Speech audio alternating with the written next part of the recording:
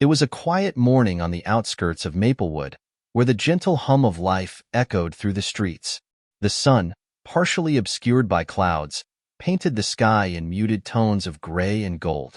An ambulance sped through the narrow roads, its sirens piercing the tranquility, signaling urgency and desperation.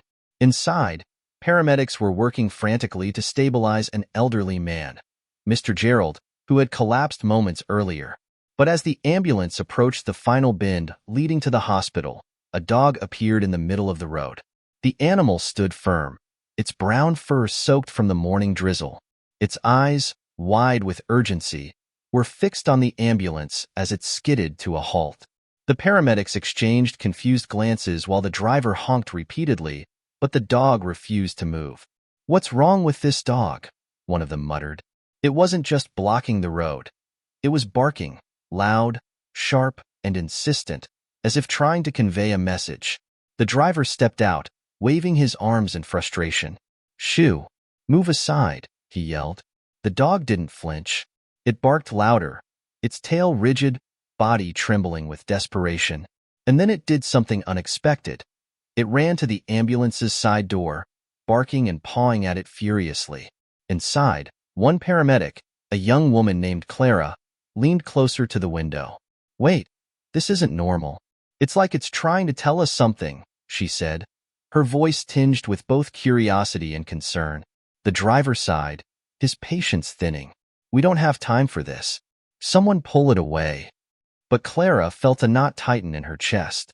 Something about the dog's eyes. They weren't just desperate. They were pleading. She opened the side door, and the dog immediately turned, running a few paces ahead, then stopping to look back. It barked again, as if urging them to follow. "Are you serious?" her colleague Jeff asked. "We've got a patient in critical condition." "I know," Clara replied, her gaze fixed on the animal. "But I've seen this before.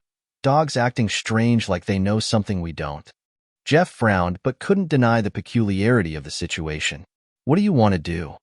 The dog barked again, this time running a few feet further before stopping once more. Clara made a split-second decision. "Let's follow it. Just for a minute. If it leads nowhere, we'll head straight to the hospital." Jeff hesitated, but the urgency in Clara's tone convinced him. With a reluctant nod, he signaled the driver. "Fine, but make it quick." The ambulance veered off the main road, following the determined animal through winding lanes and muddy paths. The further they drove, the more anxious Clara became. She couldn't explain it, but a part of her trusted the dog. Finally, the dog stopped in front of an abandoned shack near the edge of the woods. It barked one last time, pacing back and forth before the door, its body trembling with urgency. Clara jumped out of the ambulance and ran toward the shack, Jeff close behind. "What's in there?" Jeff asked, his voice low. "I don't know," Clara replied, her heart pounding. She pushed the creaky door open, the smell of damp wood and decay hitting her instantly. And then they heard it, a faint, muffled cry. Clara froze. "Do you hear that?" Jeff nodded, his face pale. The cry grew louder, a weak, trembling sound that sent chills down their spines. Following the sound, Clara pushed aside a pile of debris and gasped. There, huddled beneath a broken table, was a small child, no older than 3. The boy was pale, shivering, and clutching a thin blanket. His eyes, wide with fear, locked onto Clara's as she crouched down. "It's okay," she whispered, reaching out. "We're here to help." Jeff called out to the driver, "Get a stretcher. We've got another one." As the child was carried to the ambulance, Clara turned to the dog, who now sat quietly, its tail wagging ever so slightly. She knelt down, tears in her eyes, and stroked its head. "You saved him," she murmured. But as she looked deeper into the dog's eyes, a question lingered. How did it know? And why was it there at that exact moment? The ambulance doors closed, the siren wailed, and they sped toward the hospital. But the mystery of the loyal dog and its uncanny timing had only just begun. What would you do if you were in Clara's place? Could the dog sense something humans couldn't? Let us know in the comments below. The ambulance raced toward the hospital, now carrying both Mr. Gerald and the rescued child. Inside, Clara couldn't stop thinking about the dog. It wasn't just a coincidence. There was something extraordinary about its behavior. She glanced out of the rear window and was startled to see the dog running after them, keeping pace despite the speed of the vehicle. "Do you see that?" she asked Jeff, pointing behind them. Jeff frowned, turning to look. "That's impossible. How is it keeping up?" The driver, overhearing the exchange, muttered, "What's with this dog?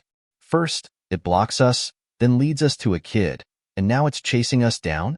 This is giving me the creeps."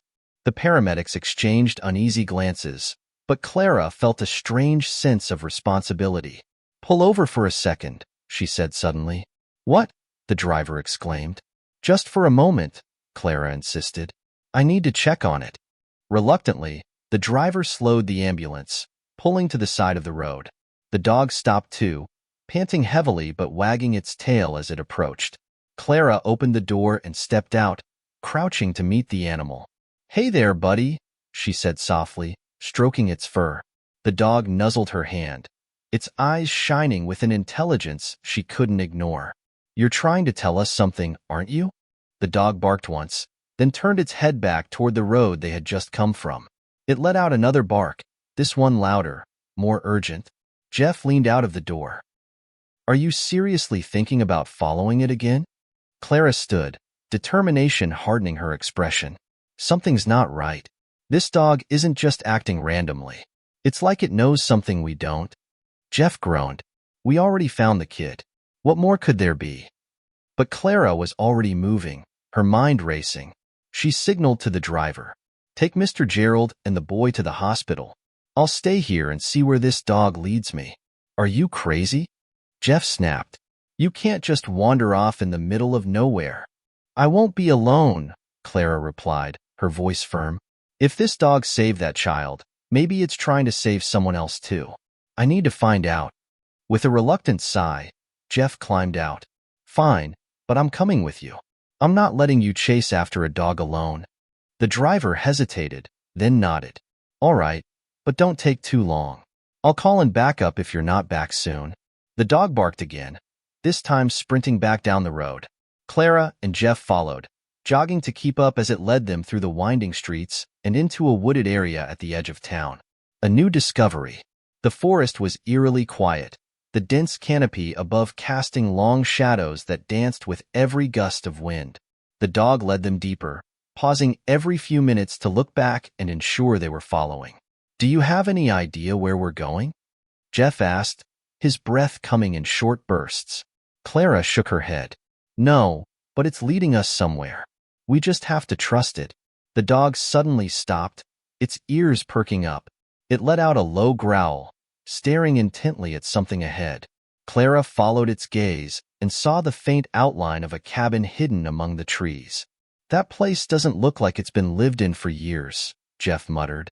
The dog barked once more, then trotted toward the cabin. Clara hesitated, her pulse quickening. "We should check it out," she said, her voice barely above a whisper.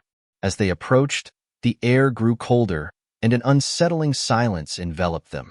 The cabin's windows were shattered, and the door hung slightly ajar. Clara pushed it open cautiously, the creak of the hinges echoing through the empty space. Inside, the smell of mildew and decay was overpowering. Dust coated every surface, and the floorboards creaked beneath their feet. "What are we even looking for?" Jeff asked, his voice tense. Before Clara could answer, the dog began sniffing the ground, its tail wagging furiously. It stopped at a corner of the room and barked, pawing at the floor. Clara knelt beside it, noticing a loose floorboard. "Help me with this," she said, motioning to Jeff. Together, they pried the board loose, revealing a small compartment beneath. Inside was a tattered journal, its pages yellowed with age. Clara picked it up, her hands trembling as she flipped through the entries. The journal belonged to a woman named Lila, who had lived in the cabin years ago. Her entries spoke of strange occurrences, people disappearing, unsettling sounds in the night, and rumors of a man who preyed on the vulnerable in the area. Jeff frowned as he read over her shoulder. "This is disturbing. But what does it have to do with the dog?" Clara turned to the animal, which was now staring at her intently. I think it's trying to show us something else. The dog barked again, darting toward the back of the cabin. It scratched at another door, its urgency growing. The second clue. Behind the door was a narrow staircase leading to a basement. The air grew colder as they descended, the darkness thick and oppressive. Clara turned on her flashlight, its beam cutting through the gloom. At the bottom of the stairs, they found a makeshift shelter. Blankets were strewn across the floor, and empty food containers littered the space. In the corner was a small child's doll, its fabric worn and faded. "Someone was living here," Clara whispered, her voice trembling. The dog began sniffing the area, letting out a series of sharp barks as it moved toward a pile of rags. Clara carefully pulled the rags aside and gasped. Beneath them was a photograph of the rescued child. His name, Ethan, scribbled on the back. "This can't be a coincidence," Jeff said, his voice shaking. "That kid we found, he was here." Clara nodded, her mind racing. But why was he left alone? And who brought him here? Before they could speculate further, the dog barked again, louder this time. It stood by a small wooden box tucked into the corner of the room. Clara opened it carefully, revealing a collection of letters. The letters were addressed to Lila, written by someone named Marcus. They spoke of guilt, regret, and a desperate attempt to right the wrongs of the past. One line stood out: "If anyone finds this, please protect the boy. He is innocent, but they will come for him if they know where he is." Clara felt a chill run down her spine. "This isn't over," she murmured. Jeff glanced at her, his face pale. "What do you mean?" "Whoever wrote these letters, they knew Ethan was in danger. And whoever was after him might still be looking." The dog let out a low growl, its body tense as if sensing an unseen threat. Clara and Jeff left the cabin, the dog leading them back toward the main road. The weight of their discovery pressed heavily on their minds. As they walked, Clara couldn't shake the feeling that someone, or something, was watching them. "We need to get Ethan somewhere safe," she said, her voice firm. Jeff nodded. "Agreed. But we also need to figure out who's behind this. That kid didn't end up in the woods by accident." As they reached the edge of the forest, the sound of an engine roared in the distance. A black van appeared, its headlights cutting through the darkness. Clara's heart sank. "Jeff, that's not a coincidence." The van skidded to a stop, and two men stepped out, their faces obscured by hoods. One of them called out, his voice cold and commanding, "Hand over the dog." Clara instinctively stepped in front of the animal, her pulse racing. "Why do you want the dog?" The man smirked. "It knows too much." The realization hit her like a bolt of lightning. The dog wasn't just a bystander. It was a witness, a protector, and the key to unraveling the entire mystery. The rising action sets the stage for the high-stakes climax as Clara, Jeff, and the heroic dog face an imminent threat. What will they uncover next? The forest seemed to hold its breath as Clara stood protectively in front of the dog, her heart pounding like a drum. The men from the van stepped closer, their heavy boots crunching against the gravel. Jeff, standing beside her, tightened his grip on the flashlight in his hand. "You're not taking the dog," Clara said firmly, her voice steady despite the fear coursing through her veins. The taller of the two men let out a humorless laugh. "You don't understand, lady. That dog saw something it shouldn't have, and now it's leading you straight into trouble. Walk away, and you won't get hurt." Clara exchanged a glance with Jeff. The man's words confirmed her suspicions. The dog wasn't just an extraordinary companion, it was a key witness to a crime. "You're the ones who left that boy in the woods, aren't you?" Clara demanded. "What are you hiding?" The shorter man, his face obscured by the shadow of his hood, pulled something from his pocket, a small metal object that gleamed in the faint light. "Last warning," he growled. "Give us the dog, and we'll forget you ever saw anything." The dog, standing its ground, let out a low, menacing growl, its fur bristling. It moved slightly closer to Clara, as if to shield her. Jeff stepped forward. "You think we're going to hand it over after everything we've found? Think again." The taller man sneered. "Suit yourself." Suddenly, he lunged toward Clara, but the dog was faster. With a sharp bark, it leapt forward, sinking its teeth into the man's arm. He screamed, thrashing wildly to shake the dog off, but it held firm. Jeff swung his flashlight, striking the second man in the leg. The attacker stumbled back, cursing under his breath. "Run!" Clara shouted, grabbing the dog's collar. Together, they sprinted deeper into the forest, weaving between trees as the men gave chase. The hidden truth. Clara's lungs burned as she ran, the sound of footsteps and angry shouts echoing behind her. The dog, ever determined, led them down a narrow trail. "This way," Jeff yelled, pulling Clara toward a clearing. They burst through the underbrush, emerging near an old abandoned church.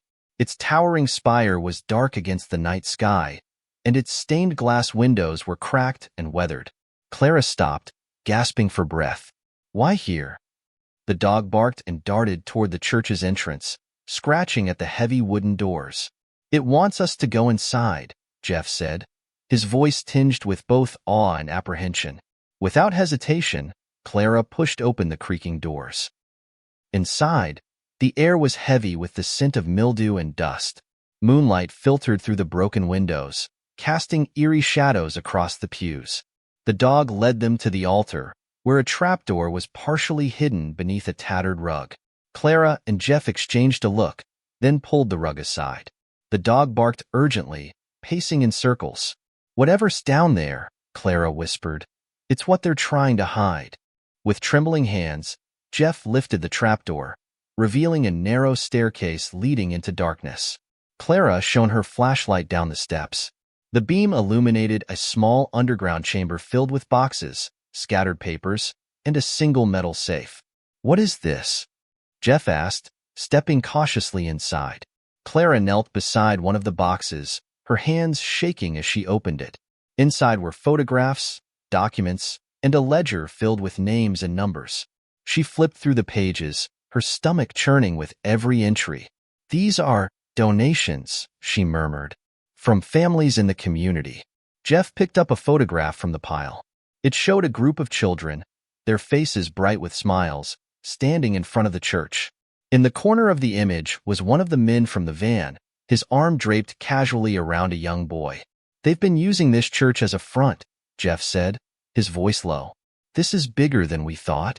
Clara found another folder filled with handwritten letters. One, written in hurried, almost frantic handwriting, read, "The boy knows too much. We can't let him talk.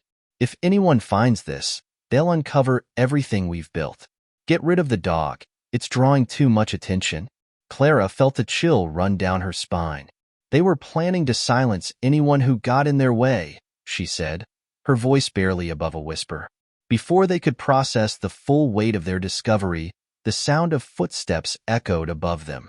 Clara's heart leapt into her throat. "They're here," Jeff hissed, glancing around for an escape route. The dog barked fiercely, positioning itself in front of Clara and Jeff as the trapdoor creaked open. The two men descended slowly, their faces twisted with anger. "You should have stayed out of this," the taller man growled, his hand reaching into his pocket. Clara stepped forward, holding up the ledger. "This is what you're trying to hide, isn't it? Your entire operation isn't here. The money you stole, the people you've hurt, it's all here." The shorter man sneered. "You think anyone's going to believe you? Hand it over, and maybe we'll let you walk away." The dog growled low, its body tense and ready to strike. Clara stood her ground. "You've hurt enough people. This ends now." The taller man lunged, but the dog leapt at him, knocking him off balance. Jeff seized the opportunity, grabbing a metal pipe from the floor and swinging it at the second man. The scuffle was chaotic, the confined space amplifying every sound. Clara grabbed the ledger and photographs, shoving them into her bag. "We need to get out of here," she shouted. The dog barked again, biting the taller man's arm and forcing him to drop the knife he had drawn. Clara and Jeff scrambled up the stairs, the dog close behind. As they burst out of the church, the sound of sirens filled the air. The ambulance driver had called the police, and several squad cars were pulling up to the scene. The two men stumbled out moments later, only to find themselves surrounded. With the men in custody, Clara handed over the evidence to the authorities. The officers combed through the underground chamber, uncovering more documents that confirmed the men's involvement in a massive embezzlement scheme and the abduction of children for illicit purposes. The rescued boy, Ethan, was reunited with his family, who revealed that he had been missing for weeks. They tearfully thanked Clara and Jeff, but their gratitude extended most of all to the loyal dog who had refused to give up. As the sun rose over the small town, Clara knelt beside the dog, scratching behind its ears. "You knew all along, didn't you?" she said softly. The dog wagged its tail, its eyes bright with a mixture of exhaustion and triumph. Jeff chuckled. "If this doesn't make headlines, I don't know what will." Clara smiled, feeling a sense of peace wash over her. The dog had not only saved Ethan, but had also uncovered a conspiracy that would have remained hidden without its determination. What would you have done in Clara's place? Do you think animals have a sixth sense for danger? Let us know in the comments below, and don't forget to like and subscribe for more incredible stories like this. As the morning light washed over the town, a sense of relief settled over Clara and Jeff. The truth had come to light, and those responsible for the crimes were now in custody. The evidence gathered from the abandoned church, including the ledger, photographs, and letters, was overwhelming, ensuring justice would be served. Ethan was safe, reunited with his family, and the authorities were already working to uncover the full extent of the operation. The officers commended Clara and Jeff for their bravery, but it was the dog who became the day's true hero. Word spread quickly about the heroic dog and the incredible events that had unfolded. Neighbors gathered outside the police station, whispering in awe as Clara recounted the story of how the dog had blocked the ambulance and led them to Ethan. "That dog deserves a medal," one of the officers joked, scratching behind the dog's ears. "Not just a medal," Clara said with a smile. "A feast, too." Jeff laughed. "I don't think anyone would argue with that." The dog wagged its tail, its eyes scanning the crowd as if searching for someone. It let out a soft whine and nudged Clara's leg. "What's wrong, buddy?" she asked, crouching down. The dog barked once, then trotted toward a young boy standing near the edge of the crowd. Clara recognized him immediately, Ethan. The boy knelt, wrapping his arms around the dog, tears streaming down his face. "It saved me," Ethan whispered, his voice trembling. "I was so scared, but I knew it would come back for me." The crowd fell silent, the weight of Ethan's words sinking in. The dog licked his face, its tail wagging furiously, as if to say, "You're safe now." The following days were a whirlwind. News outlets picked up the story, dubbing the dog the guardian of Maplewood. People from neighboring towns visited to meet the heroic animal, bringing treats and toys as tokens of appreciation. Clara and Jeff, however, were focused on ensuring Ethan's well-being. They stayed in touch with his family, offering support as the boy slowly began to heal from his traumatic experience. One afternoon, Clara sat on her porch with the dog by her side.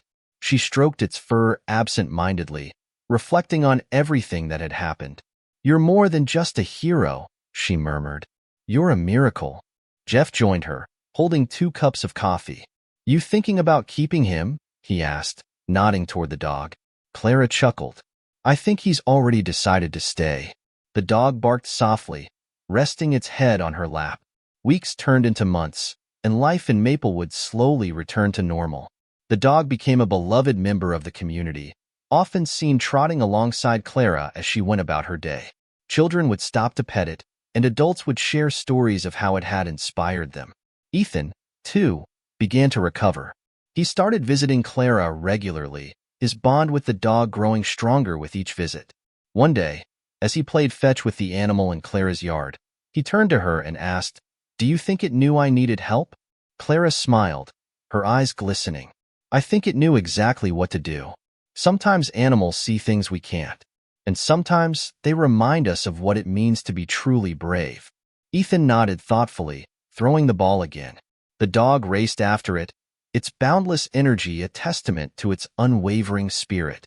As the seasons changed, the story of the dog's heroism became a cherished tale in Maplewood.